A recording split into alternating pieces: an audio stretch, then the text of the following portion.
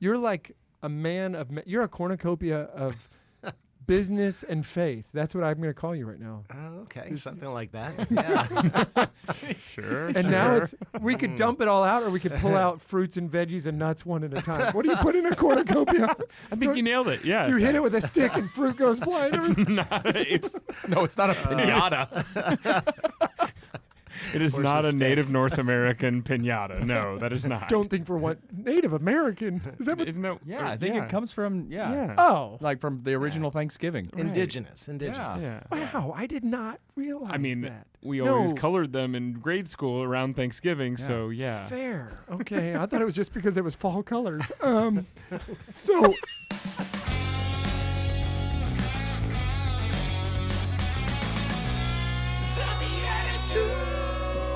Oh, yeah, BeatiDudes. Welcome to an amazing Monday kickoff episode for another great week of the BeatiDudes. This is not just a show, it's a movement and a moment for Christian men growing through fraternity on their way to eternity, and the Trinity's involved. There's lots of really amazing things happening there. Lots of teas. That's it. Speaking of amazing entities, I'm Jeff Scheffelbein, and I'm pleasure to be here. That's a greeting card. It's easy for you to say. That's easy for you to say. Joined by my incredible co-host, none other than Paul Kolker. Well, howdy. Paul, every time I look at you, I think you have such a beautifable heritage. I see I've what just you been did sitting there. around thinking of hair stuff. Thank you. Yes. That really gelled right there. Yeah. Well, and I see amazing brows across the way from me with Nick Besner. I'm glad you didn't brow out on that one. My brow, bro. Hey, this is going to be I guarantee it, an action-packed show because we're doing one monster show with our guest, Jim Keys. Welcome to the show, Jim. Good to be here. Have you ever gone by James? No, actually. I was Jimothy? It looks better. It's balanced, though, on my back. Yeah, James W. James. Keys. Yes. Does anybody ever say Kias? It's Reyes. Keyes. Keyes. Yeah, in Mexico, it's Keyes. In Texas, you're Jim Keyes. Yeah, it is, yeah. You were just talking But I was before the Jimmy. show. Jimmy, you were talking about, I'm not going to call you Jimmy. I don't know you that well. Easy now. I did call the bishop my man. My man. When Bishop Burns was on the show, I ran into you a couple weeks ago and you talked about how Bishop was excited to share the show. Well, I tried to capitalize on this a week ago and I want to tell you about this. Bishop was sitting at the table with Tim Tebow at the Catholic Pro-Life Community event. Paul and I were both there. We both had a role to play. And I'm like, Paul, I'm going to go tell Bishop to tell Tim Tebow all about the BeatiDudes. And Paul goes, ha, ha, ha, you're serious.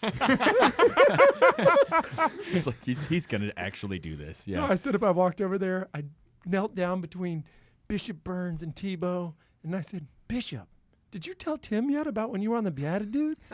And he goes, Tim, hey, I got to tell you this. And like a boss, I just got up and walked off. Amazing. So when is he on?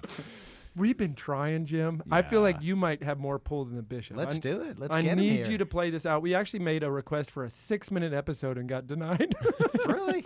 To those watching, though, please don't clip out the part where Jeff says, you may have more pull than the bishop. Just get that out of context. Thank you, yes. With Tim Tebow. I don't know. Hey, I also delivered Paul's Catholic dad joke on stage at that event. Jim, were you at the CPLC dinner? I was. No. Okay, so here's the joke. And I cleared it with the writer of the joke beforehand, Mr. Paul Kolker. Happy to be your writer. I got up there and I said, when Tim Tebow was playing football, how were we assured that he had been anointed by the Holy Spirit? He always wore a paracletes. Now, you have to be not just Catholic, but Catholic enough to know that the Holy Spirit's the paraclete. So there was over 1,000 people in this room, and I can tell you how many of them by the laughters and the uhs. There were like seven laughters. Yes. And one of them was not Tim Tebow, who got up and told me to stop telling jokes. Remember at the beginning, he goes, "This is a great event, Jeff. Maybe just stick to emceeing and don't tell any jokes." Maybe why he turned you down. There you go. We lost him on that one. Jim, you're like a man of, you're a cornucopia of business and faith. That's what I'm going to call you right now. Oh, okay, something like that. Yeah. Sure. And now we could dump it all out, or we could pull out fruits and veggies and nuts one at a time. What do you put in a cornucopia? I think you nailed it. Yeah. You hit it with a stick and fruit goes flying. It's not a pinata.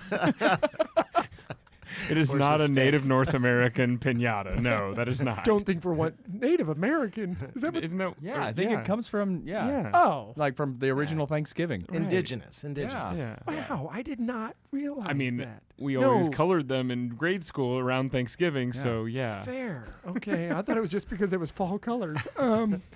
So if we started this, you could start a whole brand, and I guarantee it would sell. Like, knock open this cornucopia and get fruit and veggies and nuts. It has an expiration date. Jim, you've done a lot of really great stuff in your life. You wondered why I was scared. Yeah. Are you regretting your decision? I'm still looking for the stick. The gong. Get him out of here. I first got to know about you through our mutual friend, Daniel Hennessy. And he was just sharing you had this incredible background. Before we get into that, though, you've just released a book. Is this book number 1, or you're like an author? Book number 1. I am an author now. Now you are. Best-selling author. It's actually been getting some good numbers. Yeah, nice. Awesome. I bought one. Well, thank you. That's, Yeah. +1. Come on, guys. We're business partners. We just share it. I see. Yeah. I've been reading it also. We read together. It's a book that's meant to be given, so that's the purpose. So you're right on target. There you go. I actually think so the title of the book is Education is Freedom. Tell us about this book. What's the genesis of it? And what's going on with this? What's the push to write this book? It is. It's a really modest objective. I'd like to bring peace to the world. Love it. We've all got a lot in common. Modesty. Yeah. I'm actually serious. I know you are. No, that's incredible. That's the scary Hey, part. That's the if scary you don't part. aim big enough. Exactly. Right? Exactly. No, the original objective of the book was to help young people, because I was one of those kids that was not supposed to go to school, grew up very poor, challenging environment, et cetera, et cetera. And my path to privilege, if you will, I've had an amazing life that has been really dictated by two things, my education and my faith. And those two things have been really the secret to success in virtually everything that I've done through my whole life. How'd you grow up? Tell us about the childhood. It was a little challenging. It was a 3-room house. I have to be careful when I tell the story, because people think, well, what do you think, you're Abraham Lincoln or something? Seriously, no running water, pump outside. Yeah. 3-room, not 3-bedroom. We had 6 kids. I slept on my bedroom was the pull-out couch with mom and dad. Because my siblings were all jammed into bunk beds in the one little bedroom that we had. And we had an outhouse. And if you haven't grown up in Massachusetts with snow 3 feet deep and you need to use the outhouse in the middle of the night, it's not a great experience. But yeah, it was quite a challenge. People's jaws have to hit the ground when you say this. I mean, we haven't even teased this out. You're the former CEO of 7-Eleven, former CEO of Blockbuster. You've written this book. You're traveling all over the world. You've got stuff going on at the Vatican we're going to cover. And you grew up tranching through the snow in a place that I've never heard of, Massachusetts. Yeah. To an outhouse. At least you can say it. Most people in the South, people say Massachusetts. They just they can't get it out. Come on. Wow. I mean, I understand there's probably this part that's you don't want to shed too much light on that, but tell us about how that leads to this maybe understanding of education. Well, I'm happy to shed light on it, because it truly was an awakening that happened much later in life, that it doesn't matter what circumstances you grow up in. We live in America. We're blessed here. I have had a blessed life throughout, and yet you look at the circumstances. Growing up in that house, my mom had about enough of it by the time we were 5, and she ended up leaving us and went upscale to the trailer park, met another guy. He had a fancy trailer and a trailer park, and that was a much better life. And so you look at these these consequences of all these things that happen to a little kid, 5, 6, 7 years old, and you think, oh, what a terrible tragedy. But here's the blessing inside of all this, and this is where the learnings come from, that inside of this awful situation, I had the privilege that most children don't have of 6 amazing years with my dad. Because what I didn't know at the time is that he would pass by the time I was 12. And so some kids grow up and they don't even know their dad very much. They're working, they're doing this, they're doing that. Well, my dad was a hardworking guy, but I had exclusive one-on-one time with him to go fishing, to go camping. He was my best friend. And then, of course, he passed. But then when he passed, I had the next set of years exclusively with my mom. And so I got to know them individually. And while you look back at that, you say, well, what a catastrophic, childhood that had to be. It really wasn't. In many, many ways, it was a blessing growing up the way I did. And it also gave me a fierce sense of independence that said, no one's here to catch me when I fall. I don't have a safety net. No. I don't have mom to run to when I fall off my bike. So I better take care of myself. And education became that path to be able to take care of myself under any circumstances that may happen. And how'd you know that it was education? Was it something from your mom or dad, or did you kind of find that path on your own? I didn't, of course, I didn't know. My mom and dad both used to say, whatever it is, we can't help you. They're both hardworking factory workers. But they would say, somehow, some way, the more you know, the more you can do. And no one can take that away from you, by the way. And it sounded very fatalistic when my dad used to say, they can take your money, they can take your things, but they can't take what you know. So learn as much as you can. Man, I'm going to add in they can't take your joy, because if I'm listening to this story from Jim Keyes, I imagine you're floating around in the world today, hanging out with people, and they complain because their DoorDash order was messed up or their Wi-Fi is slow, and you're like, son? You ever had an outhouse? I'm still smiling. And what you just said was full of blessings that they are blessings, but you have a very unique way of being able to also not just say it, but express it as a place of joy. I've never seen you when you're not smiling. We one time sat at the same table together, but it was one of those events where it was way bigger than this little tiny table, and we couldn't talk. And I was like, this was my chance to get to know Jim. Didn't happen, so I was like, I'll start a podcast. We'll go for a year. Then I'll get Jim on here, and I'll get to have some hangout time 2 people away from him. We're closing the whole thing down after this interview. This was all an elaborate Our mission. Plot. Yeah. From day one. Yeah. Crescendo denouement. I've got a great story, though, for you, Jeff, because you're right. And to be able to take that circumstance and see it as a blessing is a blessing in itself, to be able to live like that I've learned from the time I was a child that adversity can really be a strength. I just had a chance to speak to the students of South Oak Cliff High. Yeah. Challenging school, right? A lot of those kids live in poverty. I was able to stand up there and tell them my story and to say, guys, as tough as this may be, you live in a world that you can do anything you want to do. And this adversity, if you recognize it this way, is actually your superpower. Yeah. It's a strength. If you find the silver lining in it, if you have the strength to power through, you'll look back on this time of your life as a period of advantage that you have over other kids who didn't have to face those challenges. With the book, amen to that. With the book, Education is Freedom, do you run into people who this kind of flies in the face of some of the rhetoric right now of you don't need an education, all you need is YouTube, just teach yourself, be a hacker? Is this countercultural?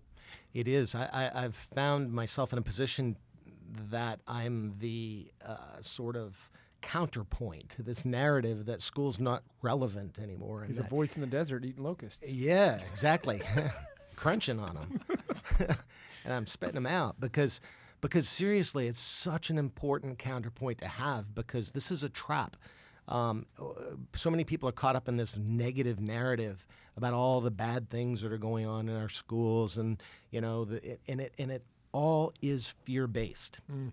If you cut through all of the narrative and the politics and the rhetoric, someone's afraid that their children are going to be indoctrinated, harmed, influenced, et cetera, et cetera.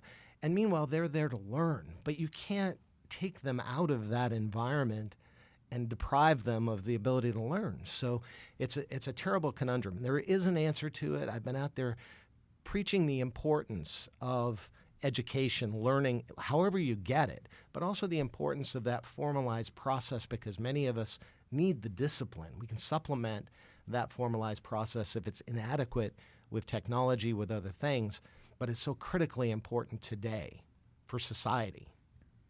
I love it. Can you tell us, and I don't know this part of your story, your formal education, but then what were the other, kind of the add-on to that, what were the other things that you would say were very formative in your education that might not be an institution? But where'd you get your schooling?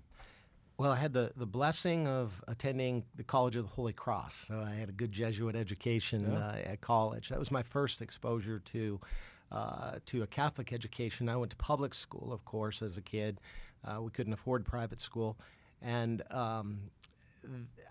didn't even think I could go to school. I mean, literally, and one last little piece of the story growing up, literally walking home from public school one day and find a red sign tacked on the door of this little shack that we were living in, and it said condemned.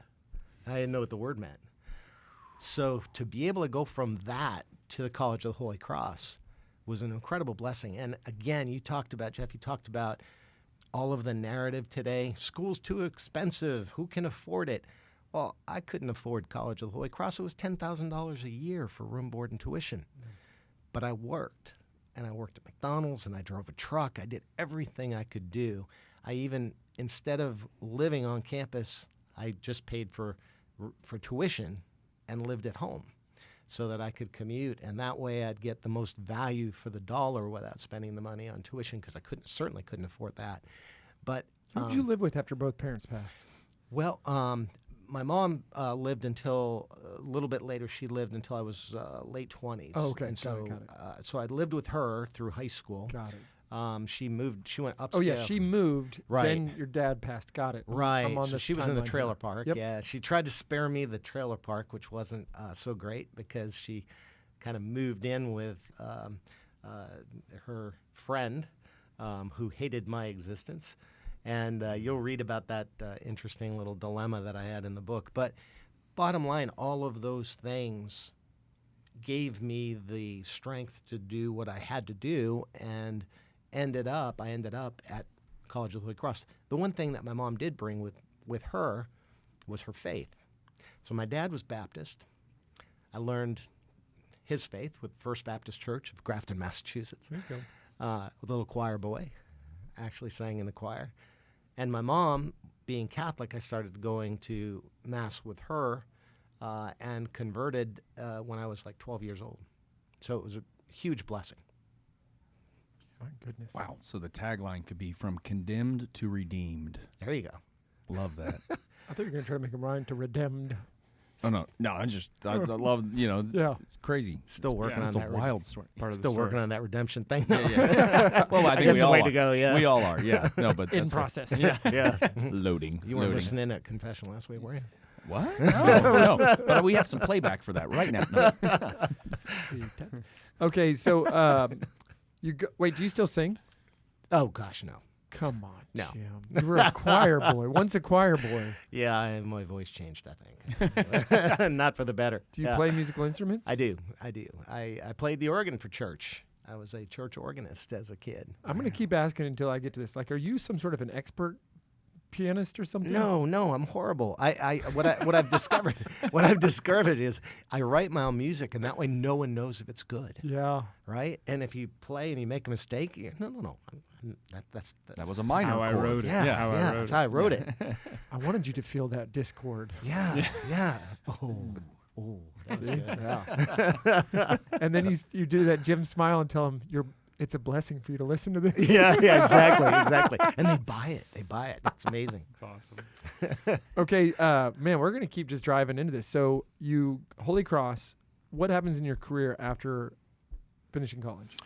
Well, Holy Cross, I had no idea what was an option. Business wasn't even on my radar screen. It was like the factory my dad worked at. I wanted nothing to do with that. And so I was going to go to law school. I had a professor, Father Lapamata. He was a good Jesuit priest. He intercepted me on my way to law school. Literally, he said, "Where are you going to go to school?" And I told him I'd gotten into Villanova and a couple of other law schools. And he said, No. He said, "You're going to make a terrible lawyer. I've had you for 2 years in class. You'll be a horrible lawyer. Please don't go to law school." And he said, if you're going to go to law school, at least get this thing called a JD MBA. And one of the first schools that offered the combined degree was Columbia. And he introduced me to Columbia, and I said, "There's no way. Are you kidding me? It's an Ivy League school. I can't afford that. There's no way." And he, with his encouragement, I applied, and sure enough, I got in, and the rest was kind of history. Somehow, some way, I managed to, again, save up money, work really hard, and get into Columbia, and never finished the JD MBA. I ended up with an internship in the oil industry for Gulf Oil during a summer after the first year there, and they said, "Go back, finish the MBA, forget about law school, come to work for us," which I did. Launched a career. All right. What brought you to Texas? Well, the oil industry, that internship was actually in Houston. So here I am, this little small town kid from Massachusetts, right? I come to Houston, Texas, where, and this is, in the 1980 time frame, and it was, it was just a blast. Houston was, it was dynamic. Everybody was young. Everybody was from somewhere else, and it was really a great place to be. So, that's how I got to Texas the first time. And then ultimately, I went back to Gulf full time. They sent me to Pittsburgh instead of Texas, and I have to say nice things about Pittsburgh because that's where our bishop is from. You better, you need to. Yes. Oh yeah, he's Iron City guy. So I actually loved Pittsburgh, but then ended up with an opportunity to come back to Texas via the Southland Corporation. They had acquired a company called Citgo Petroleum, which was their source now of gasoline for their 7-Eleven stores. And that was my entry to the Southland Corporation in 7-Eleven here in Dallas. Yeah, most people don't remember that Southland is that the original name of 7-Eleven or the original parent? Yeah, it was literally called the Ice Southland Company. Ice Company. Yeah, down in Oak Cliff on 12th Street. They had an ice dock. Yeah. Well, and that was all they sold, right? At That first? was it. Yeah. Yeah. In fact, They sold ice docks? Just ice. limited market. Yeah. Very small market. Very small. But they had a big market share. Sorry, I digress. Yes. But it started as just ice. It did. In fact, I tell the story in the book because it's a fascinating story about change, which is a big theme of the book, the importance of embracing change. And when 7-Eleven had some troubles, the reason for telling the story about my childhood is I learned about troubles, right? So here I am at 7-Eleven. I thought, man, my career's taken off, and they filed for bankruptcy. By 1991, the company did an LBO, a leveraged buyout, and took itself private in '87 during the market crash, the October Black Monday market crisis. And so here by 1991, they were bankrupt. I went to the chairman of the company, John Thompson, who was kind of my mentor at the time, and he told me the story about how they started in Oak Cliff. And he said, we used to sell 50-pound blocks of ice for people to put in their ice box. There were no refrigerators. In Dallas, Texas, what do? They would mine the ice, literally, in the Great Lakes, ship it down the Mississippi, wagon it over here, and bury it 100 feet underground, and then haul it out and sell it in blocks to people for their ice box. I mean, it's just hard to even imagine how that was possible, right? Bought a refrigerator for $100. Yeah, I know. It's incredible. But so he tells me the story, and he said, and this is 1927 when his father started the company. Wow. 1928, somebody invents something called a Frigidaire. What's that do to your business model? And his message was, if we didn't change, we would have been out of business by 1929. Sure. But he said his uncle got on the dock, started talking to customers, and the customers told him, we don't come here for the ice. We come here for the convenience. Where else are we going to get ice? Sell other things we need conveniently. Wow. and 7-Eleven was born. The convenience store. Yeah. Yeah. Yeah. Isn't that a cool story? That's wild. Because we just take that for granted today, but like it had to develop. It had to develop. And it came from crisis. It came from adversity. It came from being challenged. They could have gone away. They could have had their head down, given up. Yeah, but for somebody who's been in an adverse situation, you're not afraid of it. You are aware of how that works, and you know how to endure it. Yeah. Totally related to that story. Wow. You know what else they were? Men of faith. Yeah. I don't know if you know the Thompson family, but Joe C. Thompson was the founder of the company back in 1927. His sons, John, Jerry, and Jody, are all three strong men of faith, strong Catholics.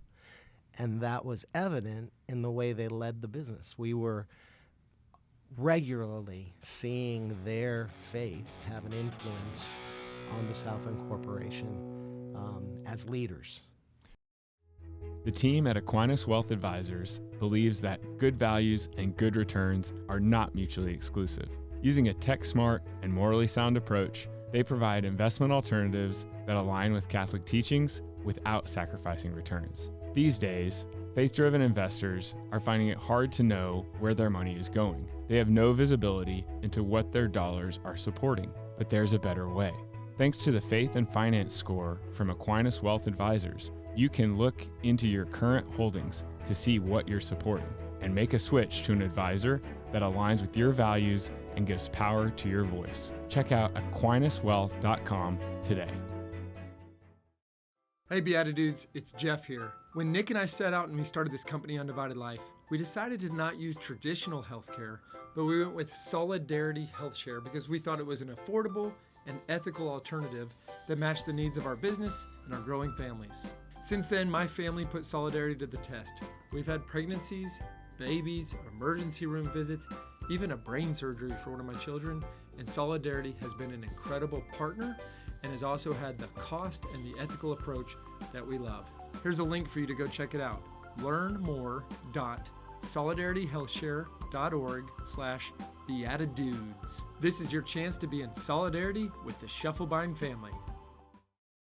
Hi, it's Paul Kolker from the BeatiDudes here, and I just wanted to share with you guys that I also, outside of the show, perform improv comedy on a regular basis with a group called Divine Comedy.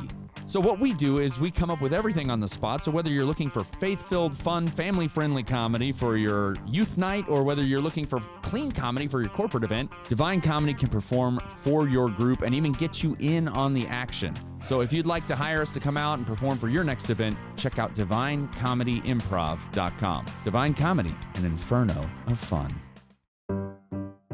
Stop what you're doing and listen to the BeatiDudes. Okay, so in this arc of your story, between the stuff with your folks and then school, was faith always present for you? Was it growing? Was it like, what is that like as you're becoming a young man in the business world with your JD MBA? Drop the JD. Oh, yeah. Yeah, drop the JD. With your MBA internship. Yeah, bag that part. Yeah. Where was faith for he you? He was right. I would have been a terrible lawyer. No, faith was there from the beginning, and I was really blessed to have both parents have strong faith. I witnessed my dad and his, in spite of his challenges, his strong faith.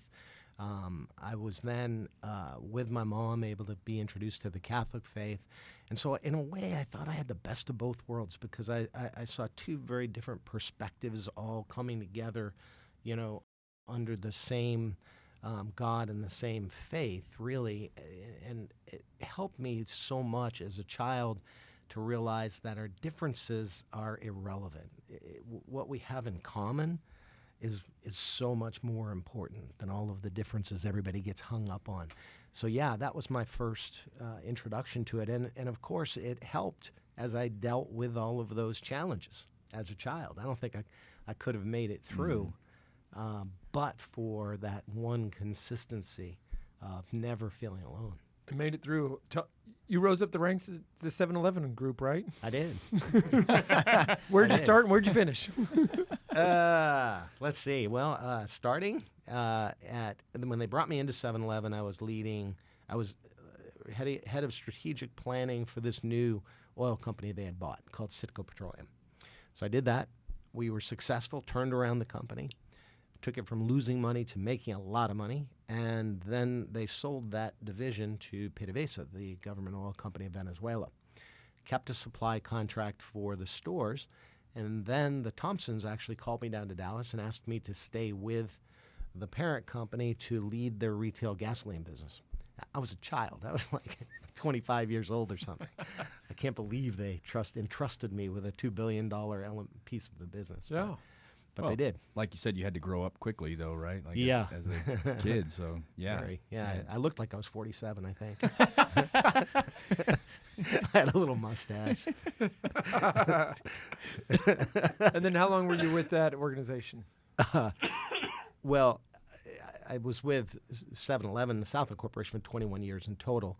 That role led to leading the gasoline business, led to during the leverage buyout and the financial challenges that 7-Eleven had, the gasoline division performed quite well. So we did exceptionally well on the earnings side. And when we had to file, of course, the opportunity then came to do something else. And there was a really important lesson here, because during crisis, what do you think people do? They're scared, right? They have their head down. I talk about in the book the portion of our brain that goes all the way back to being cavemen. It's fight or flight. Fight or flight, Yeah. And you see it in the boardroom. Easy to walk away. Every day you see it in the boardroom, right? Sure. And it comes out today, even though we don't have a natural predator. That's why it was there, to keep us alive when a tiger was chasing us, right? Yep. You want to run away, or you want to be able to fight to the death to be able to survive. Well, that same set of behaviors, that same brain mechanism that triggers survival kicks in the boardroom when someone is perceived to threaten you or upset you or whatever. We do it in our personal life. We do it in our corporate life.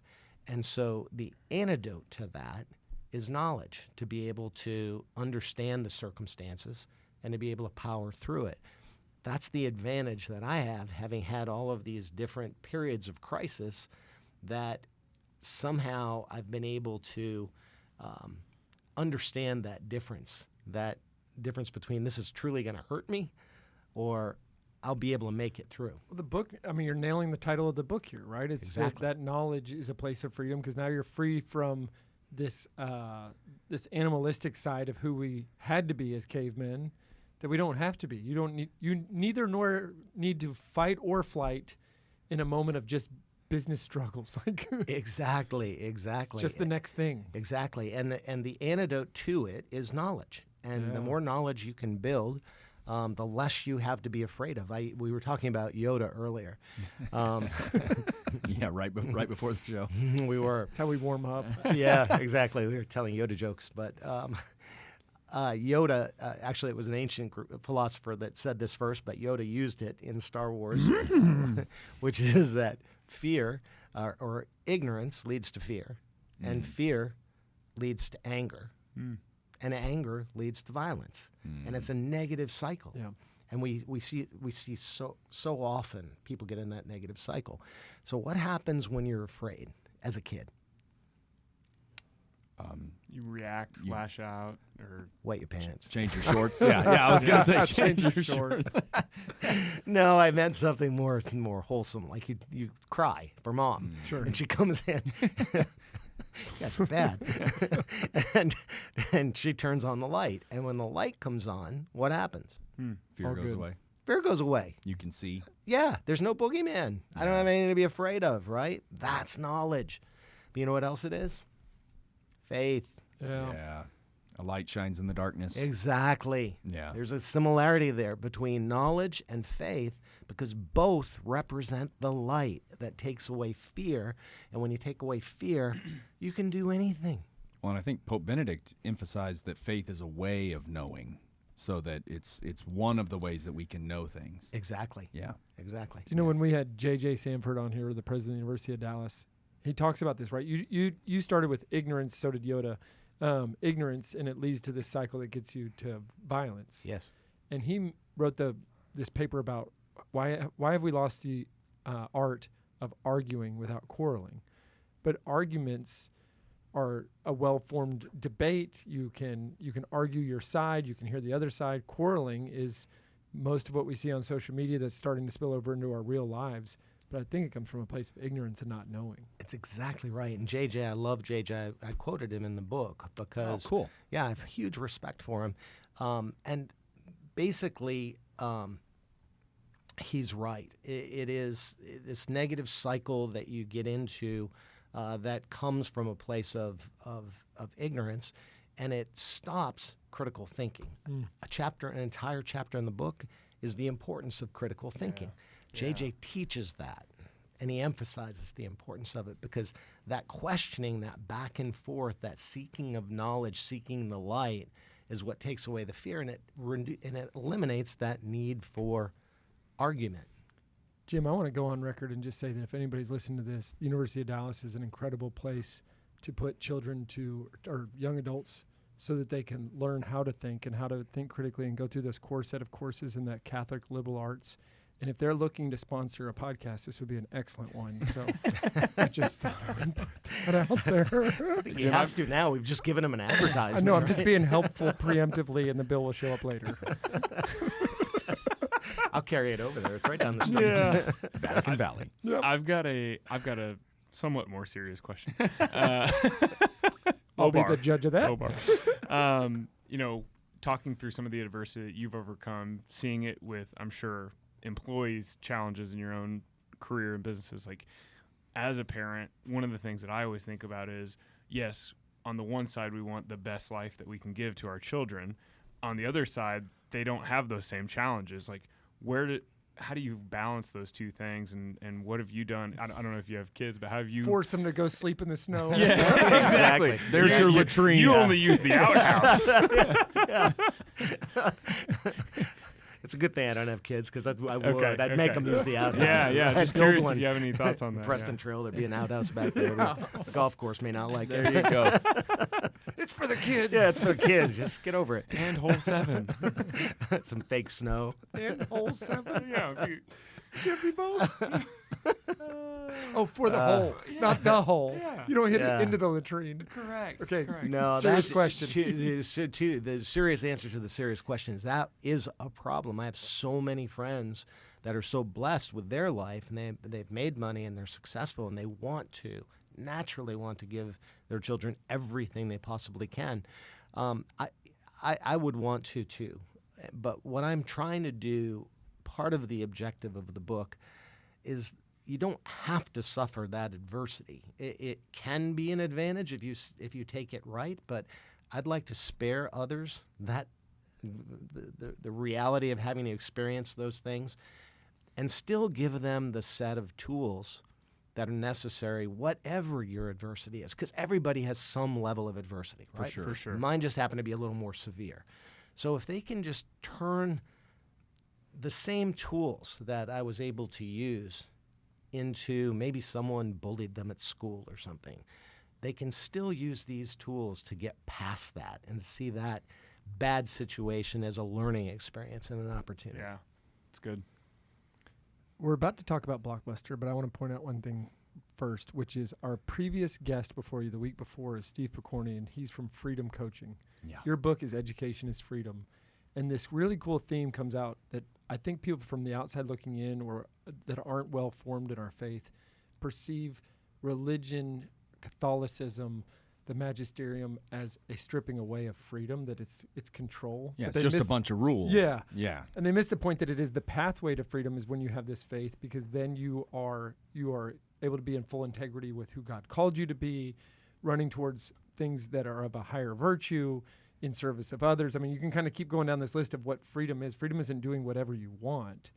It's, how would you describe it, Paul? Well, it's freedom for good. Thank you. Right? Because so much of what we talked about, some of the fight or flight and all that, it's like, well, we also have concupiscence, right? Where there's this tendency to want to pursue the lower things, right? So it's easier to be slothful than it is to be athletic, right? Or it's easier to eat more than to maybe eat less. And it's just like all of those kinds of things, we can slip that direction. So freedom is the discipline, or it's the result of the discipline Yeah. that keeps us from going down that road. It's that freedom to choose to say no, right? Yeah, because otherwise we get stuck in we get You're not a enslaved slave to it, these exactly. habits. Yeah. Fight or flight or freedom. Your third choice is freedom. Yeah, I love it. I think Yeah. we're onto something. And that's one of the things that when you hit our cornucopia, we're going to have sayings in there like a fortune cookie. And what was the word you just used? Cornucopians?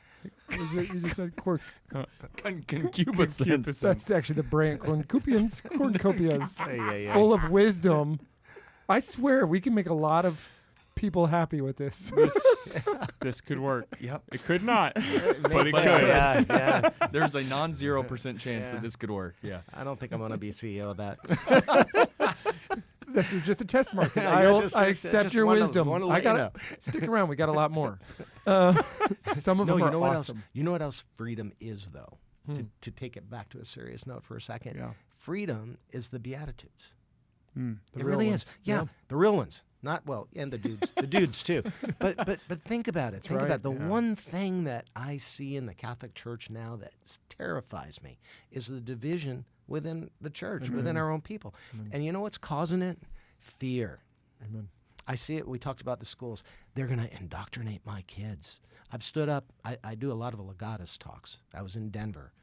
Oh, no, I was in Naples, legatus of Naples. And someone stood up right after my talk about the importance of education and how, the formal education structure, the liberal arts, really you need breadth of knowledge during the information age, not depth as much, because you can replace that with technology. And I go off on this whole thing, and the gentleman stood up and said, my friend's kids went to Harvard, and they were good Catholics when they went in, and they came out, they were atheists. All people in Harvard are being indoctrinated. Yes, Yeah. I mean you could just the air got sucked out of the room, and how do you respond to that? Right, that was a really tough. It was, Yeah. Here I am. How do you respond to How that? do you? Jay? Well, you know what I said, and it worked, but I truly believe this. I said, look, if your faith is strong enough, you have nothing to fear. Mhm. And is that fear that's speaking, or is it reality? Because that fear is what's making people afraid that their own children will be influenced or swayed. But your faith is what drove those children, what trained those children. They learned from you, like I learned from my dad and my mom. Nobody was going to influence me. No one was going to indoctrinate me. They may teach me to think. They may show me both sides of an argument. But at the end of the day, my faith would prevail. Yeah, and it might just be, in certain cases, a discernment process of which school is best for which kid as well. So, it doesn't mean that everybody needs the same exact setup. I mean, some people go to the outhouse and come out atheists. Sure. Sure. I'm just saying it could happen anywhere. It could happen. It could happen. Hey, so 7-Eleven was the next stop. So you were CEO of 7-Eleven. When did that come to an end? I don't even know this part of your story. We sold the company in 2005 to our largest licensee, 7-Eleven Japan. Okay. And they've done a fabulous job ever since. They've taken it now to 80,000 stores worldwide. And 7-Eleven is like a phenomenon in Japan, right? It's amazing, yeah. All over the Just- world, really. yeah. But especially the Asian stores have really cracked the code Yeah. on using technology to have just-in-time delivery and have super high-quality product. They have restaurant quality sushi in 7-Elevens in Japan. Restaurant Sounds quality. awesome. Yeah, it is. Truly is. You're our second 7-Eleven executive to come through here. We had David Coletti on here. He runs mergers and acquisitions right now. He's yeah. actually doing a lot of upping of those that. numbers. Yeah. But I think y'all are the first two people we've ever had from the same lineage of company backgrounds. Okay, so you sell it, then you retired and did nothing else, right? Yeah. No, I was relatively young, and after 21 years, I was ready to try something new, and I thought I would take the learnings that I had, because it was amazing learnings throughout that whole period of time, through crisis, through good times, and I wanted to apply it somewhere else. And I looked at two companies, actually, Radio Shack and Blockbuster. Wow. Were yeah. both companies that had kind of lost their way and needed to be transformed. And I was confident that in both cases there was a technology solution that could help both companies succeed. And you chose Blockbuster. Well, I didn't actually choose, but Blockbuster actually chose me. I was on a road show. I had 2 decks in my briefcase talking to private equity firms because I wanted to partner with a private equity firm and take one of those 2 companies private. And I know this sounds crazy, but the big vision was to buy one, get it turned around, and then buy the second, bang them together. And here was the vision. The Apple Store had just been presented. So here was a concept, and as an old retailer, I admired it. No inventory. But what they had was the ability to satisfy your needs and train you, demonstrate the product in the store. So the combination of product, hardware, and software, and the Genius Bar that helped you put it together. Solve your problem. Yeah. So Radio Shack had hardware. Blockbuster had software, the number one thing people wanted, which was content. If you could bang those 2 together, and every phone you bought came with free movies. Yeah. Every computer you bought would have Blockbuster baked in. You weren't wrong. Well, Yeah. It's a little bit like the continuation I mean, of the that's convenience pretty concept. radical. It In like was- what year is this? Like early it was 2000s? super something radical. like that? Yeah, most people's eyes Yeah. rolled back when I told the vision. But That means you should do it. Yeah. Yeah, exactly. But yeah, it was, you hit the nail on the head, Jeff, because it was, the way I looked at it, convenient access to media entertainment. Mhm. It wasn't about renting DVDs. It was getting people convenience and their access to what they wanted, which was media entertainment. So yeah, that was the grand vision. I ended up, so here I am pitching both strategies. I was actually in a meeting selling the Radio Shack vision, and the investor that I was talking to picks up the phone. He called Carl Icahn, which was one of the Blockbuster investors, and he said, "You need to hear this guy. He's got this idea for a Radio Shack, but you should do this for Blockbuster." And 20 minutes later, I was in Icahn's office, and Of course. yeah, and yeah, it was pretty interesting. But here was the fatal flaw, sadly, because Carl's a financial guy. I'm the operating guy, the strategy guy. And Carl said, "Look, you don't need to take this private. Leave it a public company. I'm the financial guy. I know what I'm doing. I'll support you. Everything will be fine." And the challenge was neither of us had a crystal ball. But had we refinanced the company in 2007, we had $1 billion of debt. Had we refinanced that debt, because a big chunk of it was due in 2009, we would have then put a 5-year term on that debt, sailed right through the financial crisis, and never batted an eyelash. Let's take a step back here. The myth that exists in the business world is if you don't change, you die. And Blockbuster didn't pay attention to technology, and they laughed at Netflix, and Netflix came and wiped them off the face of the earth, and all of that's fundamentally false. Yes. You're hitting the one side of it, which is the financing, and I don't know why it doesn't make for great headlines that Lehman Brothers and the financial collapse and Bear Stearns and recapitalizing debt and all that stuff is really what happened, and the technology was really going on there. But that's hard to put into a headline, and nobody wants to click and laugh about. Like, yeah, you don't be Blockbuster. You guys had great technology, right? We did. We actually, my very first act in arriving was to acquire a company called MovieLink that had been built by 5 of the 6 major studios, because they didn't want to have happen what has happened. In other words, total loss of control, fragmented market. No one knows how to find the movie they want. The studios wanted to control that environment, but they didn't work well together because they were arch enemies. They were competitors. Sure. So they were not having a great time running this company. And they said, why don't we sell it to Blockbuster, our preferred customer for this rental movie window, which is what really the 2 ways the studios made money are the theatrical release and then the rental window. So we were a preferred customer. They sold us this entity. We were very well positioned versus Netflix because we had new releases. Netflix had, if you recall, a lot of older movies. Yeah, that's Yep. right. Yeah. So very well positioned. Sadly, we had in the first year doubled our earnings, and we had this streaming video company. We had something called Total Access, so we had stores, kiosks, by mail, and streaming. Any way you want it. Any way you want it, yeah. And then Lehman Brothers hit.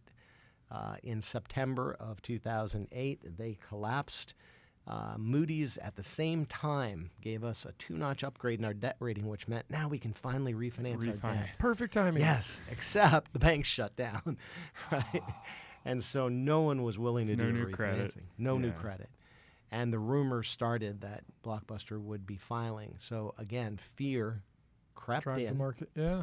And that really what killed Blockbuster more than anything else wasn't even the financial market collapse. It was fear.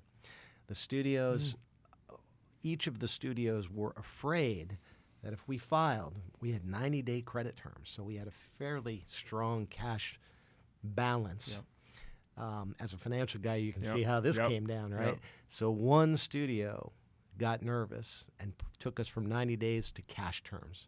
And then it became like That's all dominoes. that's all it takes. Yeah. And that pulled $350 million of cash right out of Instantly.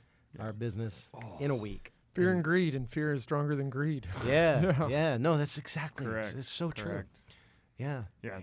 A loss of equal magnitude hurts twice as much as a gain feels good, right? Like to Yeah. lose So Paul and I were thinking that. like to Say lose that again. to lose $10,000 Yeah. hurts twice as bad as it does to get $10,000 of a gain. Like feels good, but it hurt. Emotional weight The of it. emotional hurt is twice as bad. Yeah, so people will fight twice as hard to preserve against a loss, Correct. compared to try to gain that equal amount.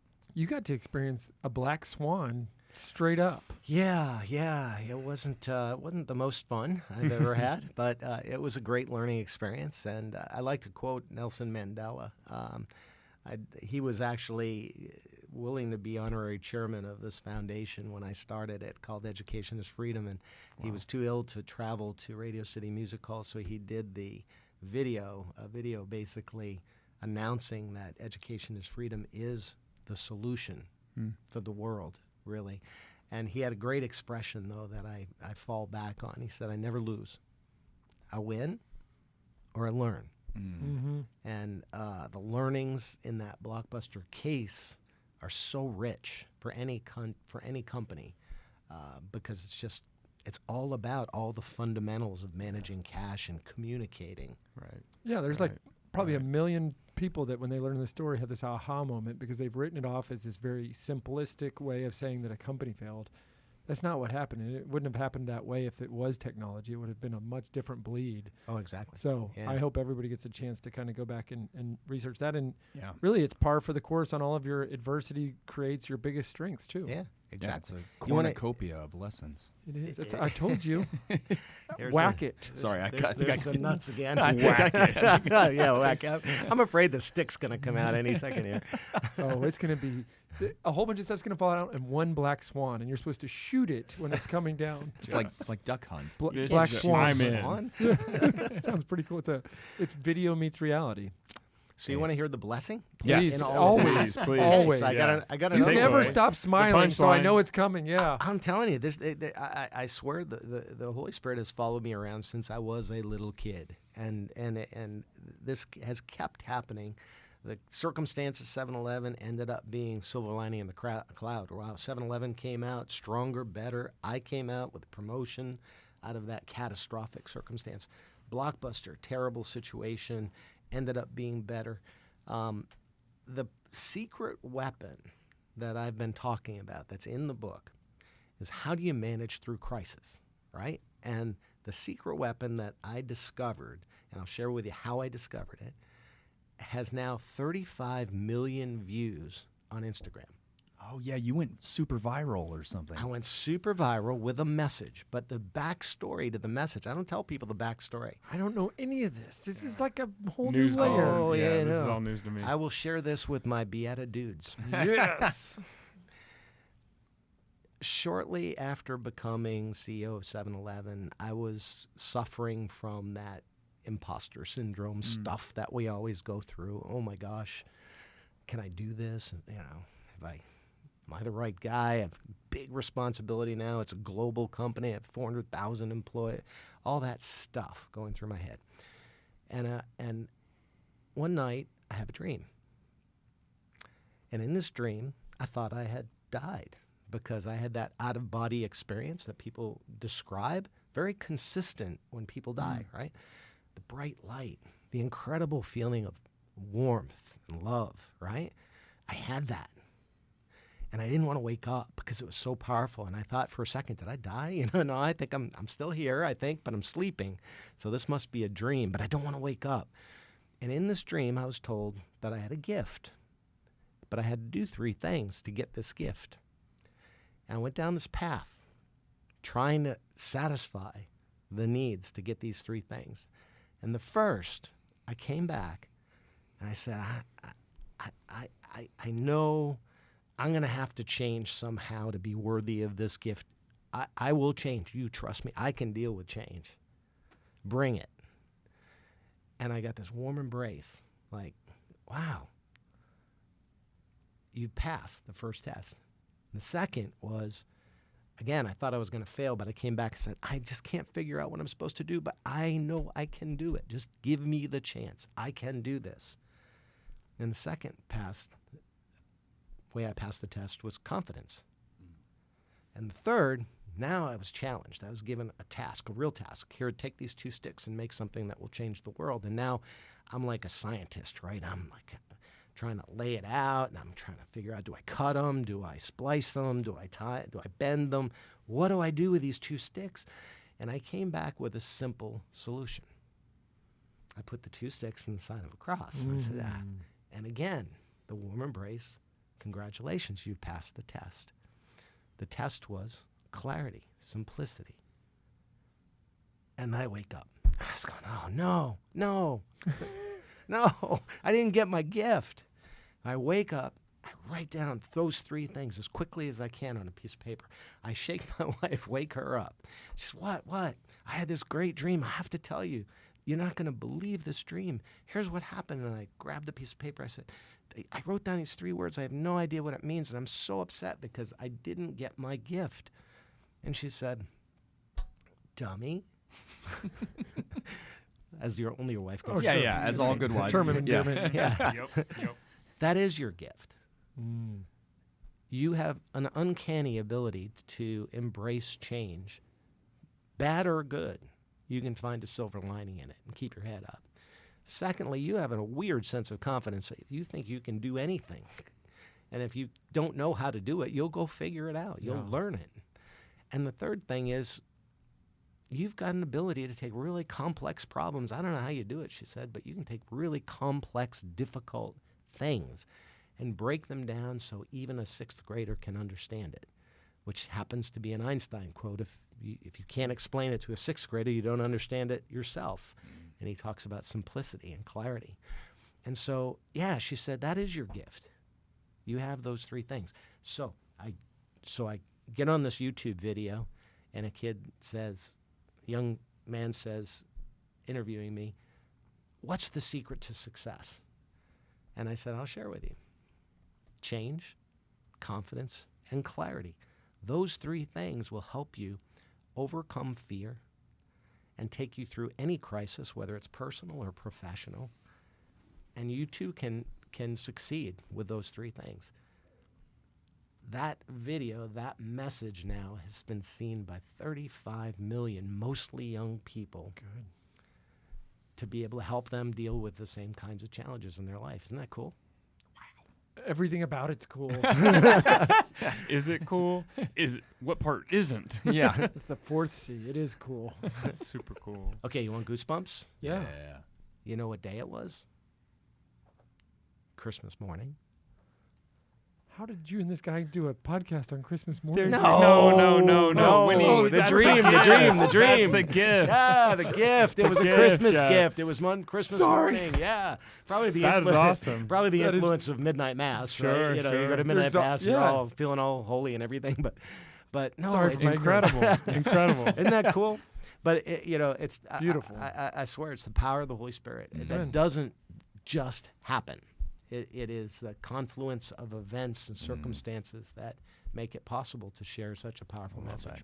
Well, and you have continued to go down this path on your using your skills and your resources in a faith-based approach. I mean, just for the church, with the church. I know there's a connection with you and something regarding the Vatican Museums. I remember hearing that from our friend Daniel at the very beginning of knowing who you were. But can you give us any insight into what you got cooking these days with the local bishop and Rome and whatever else you got going on? Well, the cornucopia continues. Yeah, it does. It does. It This is does. the sprinkles. This is a complex More story. fruits. Yeah. These are from Yeah. the Holy Spirit. Yeah. Yes. He's like a Yeah. TCBY in here. Just put every topping in there. Yeah, exactly. Some Jimmies.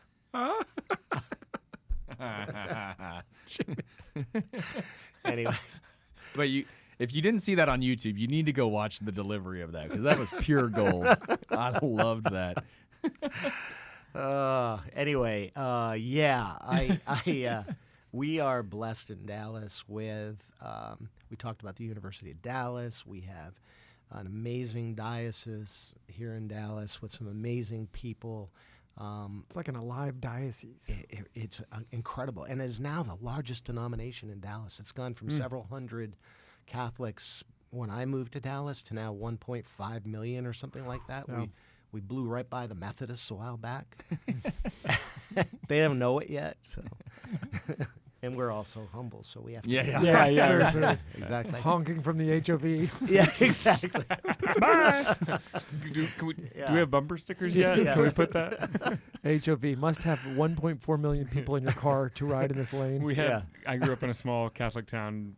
People have a "We love our priest" bumper sticker. It's like, "We love our priest more than you love your pastor," something like that. There you go. Nothing like a little good holy competition. The holy occupancy vehicle. There We got it is. We're blowing by them, Yeah. and then keep going. So We have the BeatiDudes. We are also blessed with BeatiDudes. Yeah. That's the only snippet I'm taking. Exactly. And seriously, a series of amazing bishops. I mean, Bishop Farrell was incredible when he was here. Bishop Burns came in, has done some amazing things, and he's brought an incredible energy. As you know, you had him right here. That's right. He's the right guy at the right time to take us to that next level. But I'll share the story of this whole Vatican adventure. It started when Cardinal Farrell was here, and he was Bishop Farrell, and he was asking for some help with the cathedral downtown. And they were trying to raise money for plaster and paint. And I said, you know, it's hard to raise money for repairs. And I said, can't we do something big? This is Dallas. Look at the Cowboys. Look what they did. And look at the Performing Arts Center right across from there. We had over 100 families give $1 million each that had never given to the arts because it was such an amazing facility. Yeah. It was like, it was the best. We want the best in Dallas. So can't we do something like that with the cathedral? Let's knock it out of the park. And he said, well, what? And I don't know, I was just trying to be creative. So I said, well, it's right in the heart of the arts district. And I'd spent a lot of time. I had been chairman of the Dallas Symphony, and I helped with the Performing Arts Center, and we built One Arts Plaza for 7-Eleven's for headquarters. So we did a lot of things right there, and I knew the power of that area. It's the only place in the country you have 117 contiguous acres of art. So I said, why don't we do something with art and the cathedral? And he said, okay, good idea. What? And I said, well, what if we cut a deal with the Vatican and we can do some exchange of art? Because I was privileged as a kid to be able to see the Vatican Art Museum, and there's billions of dollars of this amazing art sitting in vaults that no one ever gets to see. Yeah. And there's millions of people that never get to go to Rome. Why not bring Rome here?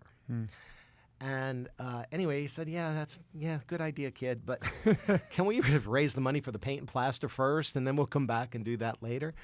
Okay. Well, then a whole series of miracles occurred. And the first miracle was Bishop Farrell gets a call from Pope Francis one day and says, hey, I want you to come to Rome. Now, all of a sudden, he's in Rome. And I had the privilege of being there for his elevation to cardinal, and I was able to say, well, you're here now. Can we do it? Come on, let's go. Let's go. No excuses. No excuses, yeah. So he then introduces me to Bishop Burns when Bishop Burns came, and I was, everything happens for a reason. Bishop Burns and I had Pittsburgh in common. We were both a couple of Pittsburghers. He was a real one. I was just a temporary one, but we hit it off right away, and he just loved this mission that we would share art with sacred art with the people of the diocese and the whole country if we could pull this off. So he strongly endorsed the mission. Another miracle comes along. I get a call from this guy named Daniel Hennessy, who happened to be the head of the patron of the Vatican Arts, spending several years in Rome at the Vatican Art Museum. Where does he live? Dallas, Texas. And he said, hey, I hear you've got this project going. Can I help? Yes. Absolutely. Well, miracle after miracle after miracle kept happening. It still continues to happen. These things take a long time. Oh, yeah. But as technology has progressed, we've even taken it to the next level to believe that we can use, in similar fashion to these immersion experiences that you see around the country, why not take the Sistine Chapel and put it right here in Dallas, Texas via laser? But with technology today, you can even take it one step further. You could have a holographic Michelangelo sitting there pointing out each panel of the Sistine Chapel ceiling and describing what he intended with the Pope at the time to capture in that panel. Wow. Unlimited opportunity to inspire, to Educate. Exactly. To evangelize. Pope John Paul II put out a thing called Letter to the Artist, where he talked about sacred arts as part of the new evangelization, to be able to bring people into the church with beauty. I mean, imagine that as a app on your Apple Vision Pro, Absolutely. right? Now it's everywhere. Absolutely, right? And that's where we're heading. And it's an absolute blessing to be able to have the privilege of working on this really important project. And all it is just the vision of the future. And a lot of folks have a hard time wrapping their heads around what's possible. But with technology today, virtually anything is possible. Well, I bet on Jim. Yeah. Well, it's funny that you're saying all of this. I was just speaking to a friend of mine earlier today, day of recording. We were talking about, it was Prophet Hosea saying, my people perish for lack of vision, and art is one of the most powerful ways to paint that vision for people, to be that window into the divine and draw people's mind into God. It is. In fact, Bishop Burns has a wonderful way of putting it. I knew he owned this project as his own at one point, because we were meeting with someone from the Archdiocese of Sydney who's doing something similar, and we've been collaborating with them on this project. The Vatican asked us to work together on it, and he turned to the gentleman from Sydney and said, "Think of this as the modern version of stained glass." Because for centuries, stained glass was the way to inspire, to evangelize, to teach. Yeah. And this is the modern stained glass, the full immersion. That's cool. Of sacred art. Isn't that cool? Bishop Burns, when he said that, I knew. Now he's got it. He gets it. Yeah, He gets He's it. on board. Yeah. This is his mission now. So, Jim, if somebody wants to beautiful get thing. involved in that project, is there a way for them to find out more, or to reach out to you, or even to go and be a part of the Foundation for the Education is Freedom movement? I mean, how do people get engaged? Oh my goodness! Well, lots of different ways. Let's separate these initiatives. Right 'cause on. I've I mean, you got a couple few things going I'm working on here. Yeah, You can't separate a cornucopia, Jim. You just got to whack it. Everybody knows that. There's a little of everything in there. For the book, I welcome you to join check out my website, jameswkeys.com. You can order the book through there. It's a direct link to Amazon, Barnes & Noble, and others. I've also got there's a little irreverence in some of the social media stuff I'm doing, but it's fun. I hope you'll see it as fun. Part of the cornucopia. Yeah, exactly. At James Key at J Keys Author is the Instagram and TikTok site. He just made eye contact with his social media person, Claire, who's in studio with us. I did. Claire, I'm sorry it's so hot in here, and there's 4 grown men sitting as close as possible together, but he got the nod that what he said was correct. Yeah. I don't have one of those, so everything I ever say about us is mostly right. That's right. And Keys is Keyes. That's right. Yep. And for the project, we do need a little time. Eventually, you'll hear more about this. I'd like to come back to the show. In fact, once we 100%. formalize these plans going forward, because I think it's going to be a game changer. And I'm so proud of the diocese to be right in the middle of this really global adventure that we have to bring the arts to people, the sacred arts to people. I love this. Yeah. I'm glad we waited to go deep here on air so that we could memorialize this and get to know you. You very likely have a spot back at this table. If you ever want to sponsor, you guaranteed do.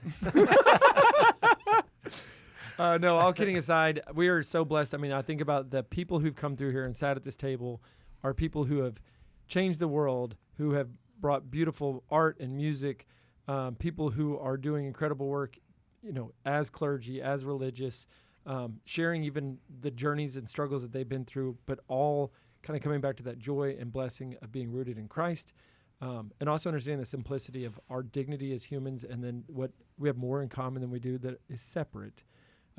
You happen to, outside of the religious, holy orders, you probably fit every one of those things I just named. So it's I can't wait to tell our next guest you're coming after Jim Keys. We'll just do a montage after this. Jim, any? I mean, I feel you have like to do the special effect when we do that. When you air this, you have to have this. Oh yeah.